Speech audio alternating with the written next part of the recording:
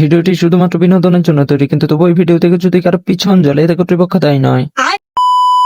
Hello guys, আসসালামু আলাইকুম। ওয়ালাইকুম আসসালাম। কি অবস্থা সবার, কেমন আছো? আশা করি সবাই অবশ্যই ভালো আছো। হ্যাঁ, তোমরা অনেকেই হয়তো ব্লগের ইন্ট্রো দেখে বুঝে গেছো যে আজকে কি নিয়ে ব্লগটা হতে যাচ্ছে, আর সবাই ভাবতে শুরু করছো আমি কন্টেন্ট ভিডিও ছেড়ে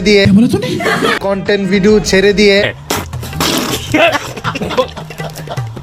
আমি আবার ফুড ব্লগিং শুরু করলাম নাকি।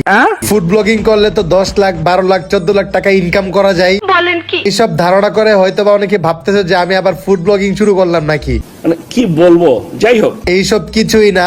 আচ্ছা ঠিক আছে, समझ गया। আজকে আমি চলে আসছি মিরপুর 1 নম্বর ঈদগাহ মাঠের অপোজিট পাশে টাইটানিক ফুড কোর্ট রেস্টুরেন্টের গ্র্যান্ড ওপেনিং এ। আচ্ছা, আসলে যখন আমি ইনভাইট পাইছি আমি বিশ্বাস করি না। রেস্টুরেন্টের নামটা যখন শুনছি যে টাইটানিক, আমি ফার্স্টেই ভাবছি হয়তো বা কোনো জাহাজের মধ্যে রেস্টুরেন্ট হতে যাচ্ছে। তারপর রেস্টুরেন্টের ভিতরে এসে দেখি যে রেস্টুরেন্টের ভিতরে জাহাজ।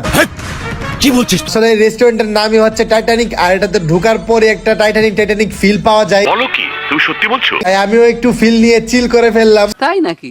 আজকে হচ্ছে টাইটানিক ফুড কোর্টের ওপেনিং, যার কারণে অনেক ব্লগার আসছে। তাতে আমার বাল ছেঁড়া গেল। এখানে সবাই ছিল ফুড ব্লগার আর আমি একা ছিলাম কন্টেন্ট ক্রিয়েটর।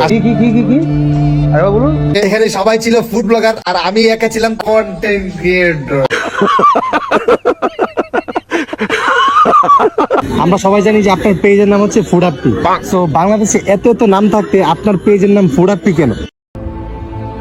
জানি না। আপনার নাম আবির নাম না দিয়ে অন্য কোনো নাম কেন হইলো না? এটা আমার আব্বু আম্মু রাখছে, খুশি হয়ে। এই ফুড আপির নামটা হচ্ছে আমি আর আমার হাজবেন্ড মিলে রাখছি।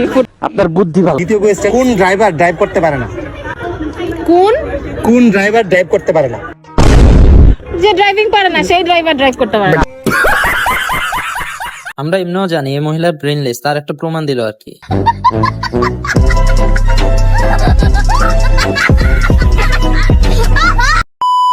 তো সব ব্লগাররাই এক একজনদের সাথে ভিডিও করতেছিল। তাই নাকি?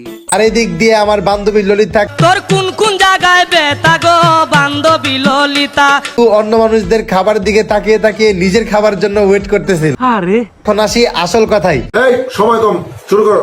এই যে আমার সামনে হচ্ছে উজান ভাই হচ্ছে টাইটানিকের মেইন ওনার। আজকে মূলত ভাইয়ের ইনভাইটে আমি এখানে আসছি। আমি মূলত ওইরকম ভাবে রেস্টুরেন্টে ফুড ব্লগিং করি না, বেশিরভাগই কন্টেন্ট বানিয়ে থাকি। সে নাকি কন্টেন্ট ক্রিয়েটর, এগুলো কি কোনো কন্টেন্টের কাতারে পড়ে?